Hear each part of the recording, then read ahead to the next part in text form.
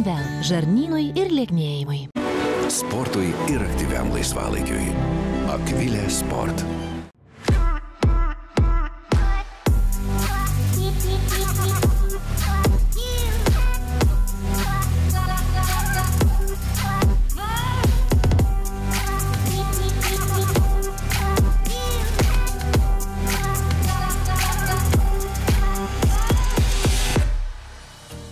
Labas rytas, sveikatos formulės žiūrovai. Su jumis šį šeštadienį rytą sveikinuosi aš, Rūta Elžbieta Mazurevičiūtė-Pitkauskienė.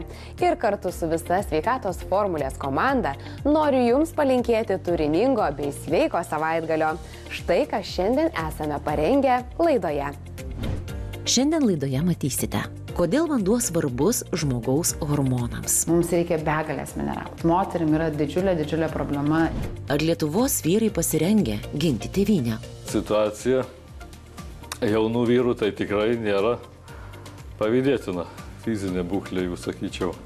Retas susimąsto, nuo ko priklauso žmonių sveikata. Nuotaika, išvaizda, miegas, apetitas, valia ir net intelektas.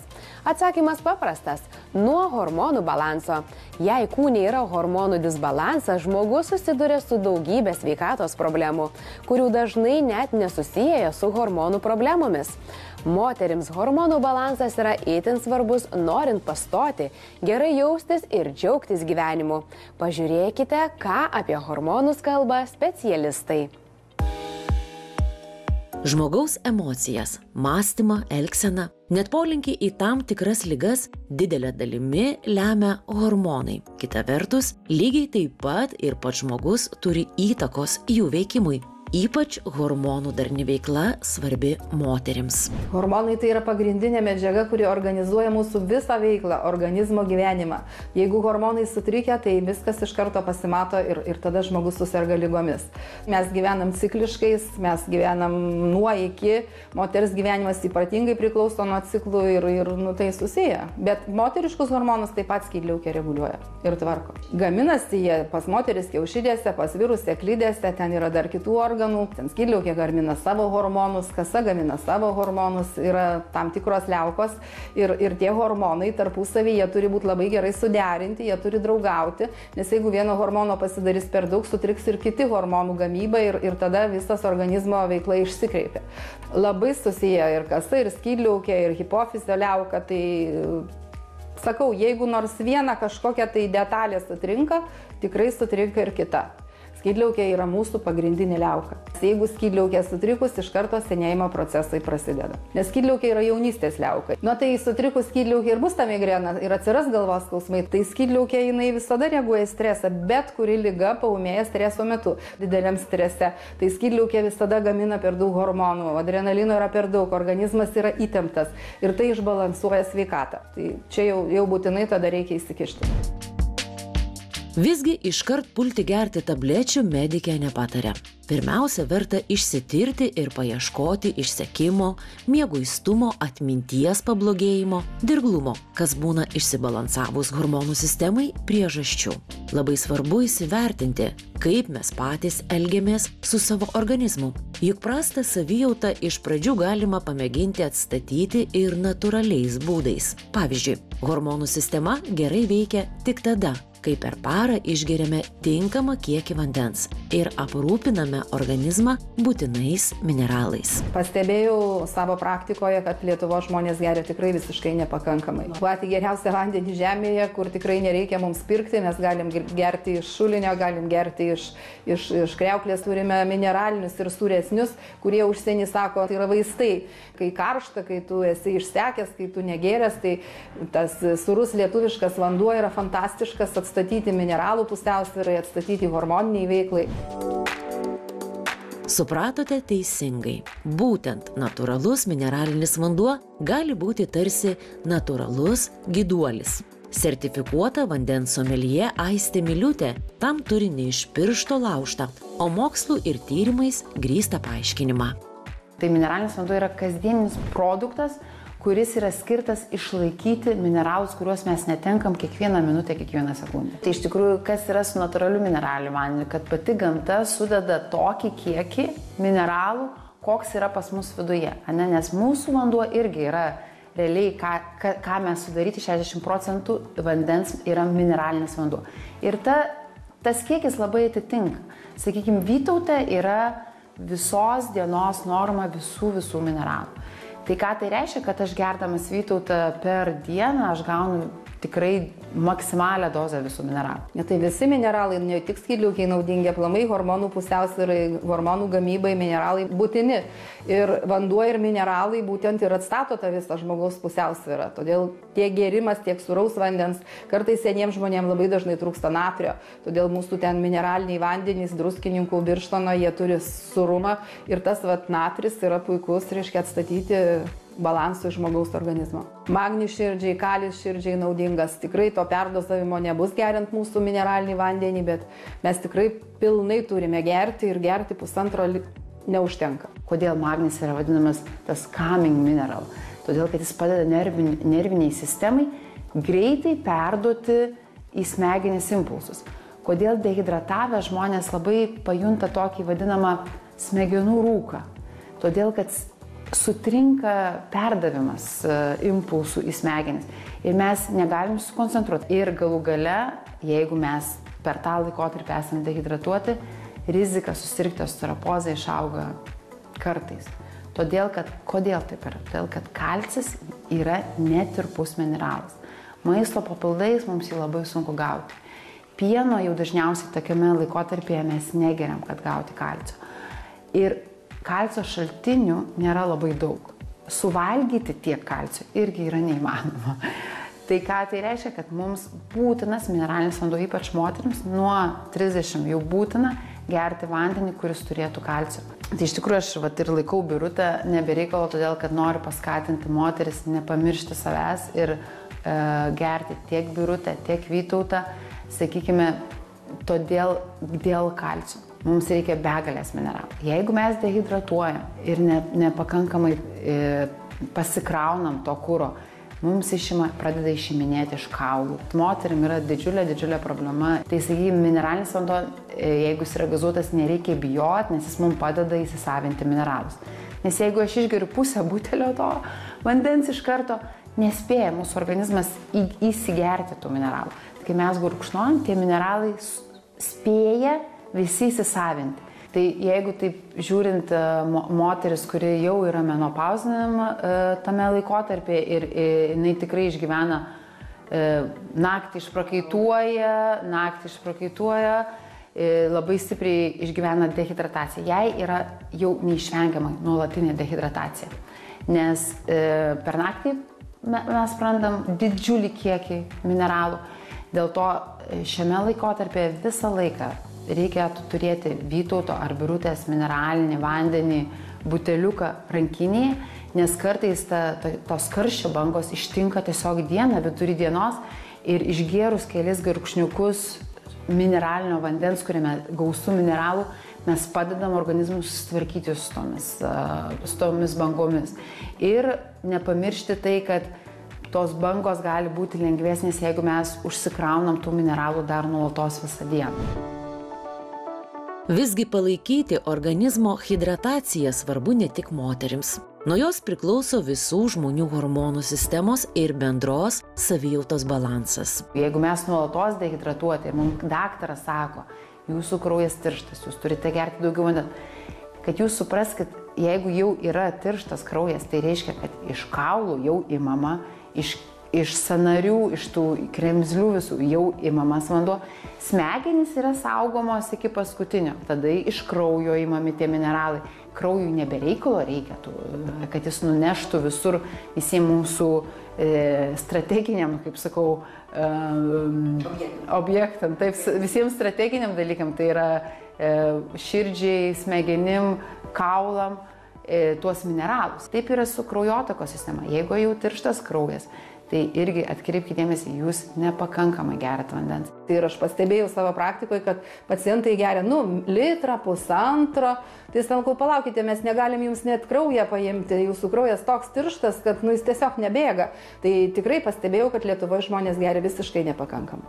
Tai nepilnavertė mityba, blogas poilsis, nesureguliuotas dienos darbo režimas, neišmiegojimas ir aišku pavasarį, kai žmogus organizmas išsekęs, tai visa pusiausvyrą ir sutrinka. Visi supratom, kad yra ilgaamžiškumas, kad mes nenorim susilaužyti kojos, rankos, tai ką mes turim daryti, žinodami tai, užsipilkim tų mineralų kaip kuro, Vytauto, Birutės, kad jaustumėmės gerai, turėti stiprius kaulus, kad sentumėm gerai.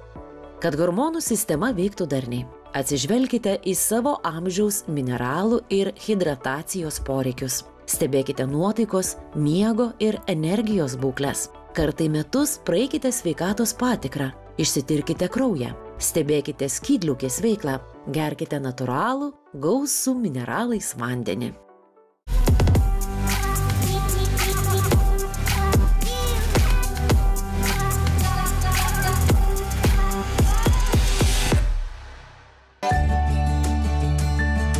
Kolonvel žarnynui ir lieknėjimui. Sportui ir aktyviam laisvalaikiui.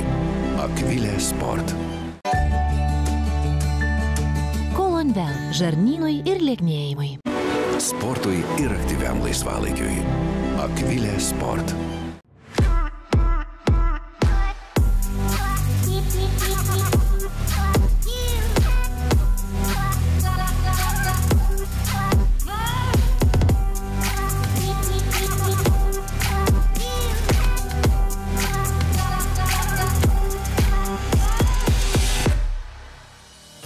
Sveikata bene svarbiausia gyvenimo dalis. Be sveikatos toli nenueisi, teigia liaudės išmintis, kaip apsaugoti savo kūną nuo ligų, dėmesio į ekranus. Tvirtų ir sveikų vyrų šiandien Lietuvai reikia kaip niekad. Deja, ekspertai pastebi, kad būsimų šauktinių ar tiesiog galinčių tarnauti tėvynei vyrų fizinė būklė nėra patenkinama. Gydytojas Mindaugas Buragas beveik kasdien sulaukia jaunų vyrų su jau pašlijusia sveikata ar net įsisukusia liga. Yra bėda ta, kad kada ima, sakykime, į kariuomenę 9 mėnesiam arba į profesionalią kariuomenę, kurie nori, tarnauti profesionaliais kariškiais, tikrinama yra sveikata. Ir ta fizinė sveikata netinkama. Vienas dalykas yra blogai, kad nežino, negirdi, arba jeigu žino, nesigilina, nenori, kaip galvoja, manęs tai nelies. Ateina paprastai tada, kaip yra problema, jau kada supranta, kad kažkas yra ne taip, kaip turėtų būti. Eina temperatūra link nulio, rytais pašalas, jau prasideda bėda, todėl kad atšala vyrų kojos, rankos, kūnas ir pradeda pasireikšti lėtiniai uždegimai. Kodėl taip yra? Manau, kad vienas dalykas yra fizinis neparuošimas. Vis dėlto jaunuoliai turi grūdintis ir sportuoti. Šiaulių 9 rinktinės vadas, Lietuvos gynybos, kultūros ir švietimo asociacijos įkūrėjas, kurio biografijoje net 5 aukštojo mokslo diplomai, Jurandas Rusteika. Taip pat pripažįsta, kad mūsų vyrų fizinis pasirengimas tinkamas tėvynės gynybai kelia nerimą. Situacija jaunų vyrų tai tikrai nėra pavydėtina. Fizinė būklė, jų sakyčiau, nėra ypatingai optimistinė. Čia tikrai turim problemą.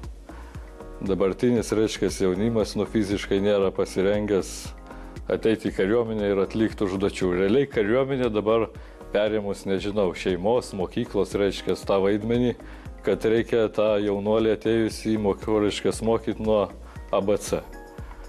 Ir nuo to fizinio, parengimo iki, sakyčiau, netgi socialinių įgūdžių. Parengė mūsų jaunuolį ne tik, kovai su priešu, bet ir realiai paruošė tą jaunuolį gyvenimą. Šeimom yra kur patobulėti. Tai turėtų būti nuo daug anksčiau. Ir tas, sveiko gyvenimo būdo, reiškia, kultivavimas ir tas, reiškia, sportas ir aktyvus tas gyvenimas, nes dabar dauguma sulindę, reiškia, į telefonus. Kam čia man ruoštis, kam čia ruošti, reiškia, tai valstybės gynybai, jeigu kur gerai ten ir tėvynė. Mes dabar nomadų tautą esam pasidarius. Ta mūsų visuomenė tokia, kaip Čekuolis sakė, memės, lepšiai ir kisėliai. Bet, Jurandai, jūs pats tokiems nepriklausot. Kas suformavo jūsų pasaulėžiūrą ar pasaulėjautą? Man gal pasisekė gyvenime, kad mane supo nuo mūsų to dar tarpukario, reiškia, gimė tarpukarį žmonės, pradedant prezidentu Valdu Adamkum. Daug teko bendrauti su profesorium Landsbergiu, profesorium Virgilijum Noreika, kitais mūsų grandais Lietuvos. Tai jų ta tikra pažiūra į tą valstybę tikriausiai ir man, kaip sakant, uždegė tą degtuką, kad, reikia kažką gyvenime daugiau daryti, negu pats esi. Labai mėgstu ir iki dabar ir nuo vaikystės plaukimą, ir šiandien prieš čia atvažiuojant, rytą pradėjau baseinę, stengiuosi kas antrą, reiškia, rytą pradėti baseinę, daug vaikštau. Turiu tas visas programėlės, reiškia, telefone, kur ten primena, kiek ten, reiškia, nuėjai. Kalnų slidinėjimas, reiškia. O dviračiai? Be abejo. Teniso aktyvus žaidėjas esu, reiškia, turim gražią kompaniją. Lauko tenis. Jo, tai toks, aktyvus būdas. Tas būdas vadui padeda išlaikyti puikią fizinę formą ir išvengti ligų. Deja, vyrai dažnai nesusimąsto, jog jų kūnuose gali slypėti iš pradžių nejuntamas uždegimas, kuris su laiku gali peraugti į rimtus negalavimus, galinčius sugriauti net rimtus gyvenimo planus. Pas vyrą gali būti uždegimai organizme. Tai yra uždegimai šlaplėje, lyties takuose, prostatoj, kas, reiškia, palaipsniui, reiškia, labai pablogina gyvenimo kokybę. Pavyzdžiui, kaktos skruostų lėtiniai sinusitai, pūlinga angina, kiauri dantis, paradentozė. Infekcijos gali patekti per kraujotaką į mažai dubenį. Prostata kaip filtras atlieka savo darbą, sugaudo tas infekcijas, kad jos nepatektų į šlapimo pūslę ir inkstus. Ir vėl žmogus tokiu būdu pasipildo savo mažą dubenį infekcijomis. Tai gamta ar Dievas, kaip čia galima būtų pasakyti, yra uždėję tokius filtrą tokį, ir tas filtras dėja atiteko tokiai svarbiam organui, kaip, reiškia, priešinė liauka. Todėl labai svarbu vyrams akylai prižiūrėti sveikatą, kurios pagrindas stiprus imunitetas, kurį šiandien ypač griauna nūdienos iššūkiai ir stresai. Stresas šito globalaus gyvenimo irgi labai, kaip sakant, kerta per sveikatą, tai reikia įžvelgti ir kaip sakant, subalansuoti gyvenimą, kad ir to streso, reiškia, mažiau patirt. Tad mes dabar miego ir gyvenimo sąskaitą, reiškia, vedini, nežinau, kažkokių ambicijų ar ten egoizmo, reiškia, išbalansuojam tą savo gyvenimą. Kai ta imuninė sistema mūsų nedirba, tai ir tas vyras negali gerai jaustis. Ir tada, kada žmogus jau serga, iš lėto, yra lėtinis uždegimas, be abejo, jis negali fiziškai gerai jaustis. Tada jo ir fizinė sveikata yra blogesnė. Sudėtinga tarnauti, todėl kad yra mokymai. Mokymai vyksta laukuose, miškuose, poilsis yra palapinėse arba miegmaišiuose lauke. Mūsų kūnas yra įrankis, tai jeigu tas įrankis, kaip sakant, nefunkcionuos, tai klausimas, ką mes galim bepadaryti šitam gyvenimui.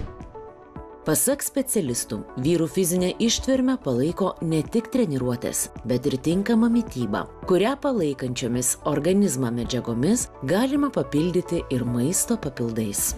Panaudoti preparatus, kurie aktyvina imuninę sistemą, esant šaltam orui, esant blogam orui, esant stresui, kur mus ir saugo nuo ligų paūmėjimo. Šiaip tai yra visokie, reiškia, žoliniai preparatai, kurie stiprina.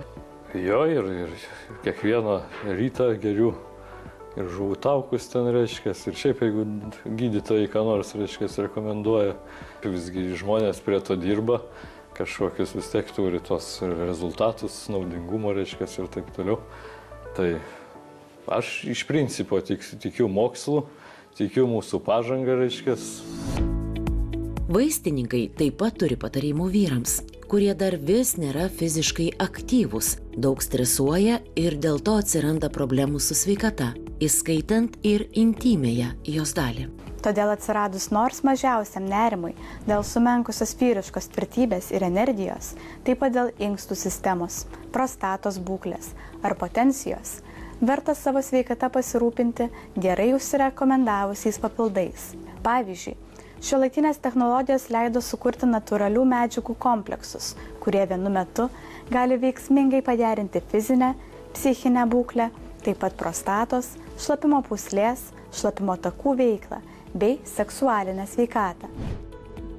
Tokių papildų pagrindą gali sudaryti unikalios, kliniškai patikrintos medžiagos, tokios kaip pavyzdžiui afrikinė slyva, peruvinė pipirinė ir juodasis eleuterokokas. Jų veiksmingumą sustiprina ir kiti vaistažoliniai ekstraktai, tūkstantmečius naudojami vyrų sveikatai palaikyti ir todėl dažnai randami panašių produktų sudėtyje. Afrikinė slyva padeda palaikyti prostatos, šlapimo pūslės, šlapimo takų būklę. Potencijos ir seksualinės sveikatos palaikymui naudinga peruvinė pipirinė, kuri kaip ir juodasis eleuterokokas padeda palaikyti normalią fizinę, psichinę ir seksualinę būklę. Taigi, ypač patogus papildai, kurių vienoje kapsulėje gali glūdėti trigubas poveikis, skirtas prostatos veiklai, potencijos energijai ir organizmo gyvybingumui palaikyti. Per dieną užtenka vienos tokios kapsulės, vartojant be pertraukos ilgą laiką. Graikai sakydavo, sveikam kūne, sveika siela. Kariuomenė yra fiziniai patikrinimai, pavasarį, rudenį, reiškia. Patikros programos yra, pavyzdžiui, vyrams ir prostatos, ir yra ir kraujagyslių, širdies. Jums teko jas jau praeiti? Kas liečia šituos dalykus, tai tikrai taip, jūsų kolegė Irena Pivoriūnė visat, kaip sakant, paskambina, ar padarei tą. Toj srity, kurioje, reiškia, dirbu, tai tie fiziniai iššūkiai gyja, kaip sakant, vos ne kiekvieną dieną. Nėra nieko, kaip sakant, per vėlų pradėti. Tai bandyti aktyviai leisti laisvalaikį, bent jau nuo to pradėti. Bet koks tas aktyvus judėjimas, tai, sakyčiau, yra į naudą. Vyrų sveikatą stiprina ir saugo. Fizinis aktyvumas bent 30 minučių per dieną. Visur pritaikomi fiziniai pratimai. Gausi baltymų ir daržovių mityba. Tikslinis papildų vartojimas. Dalyvavimas sveikatos patikros programuose. Tinkama sezoninė apranga ir avalynė. Optimizmas ir patriotinis nusiteikimas.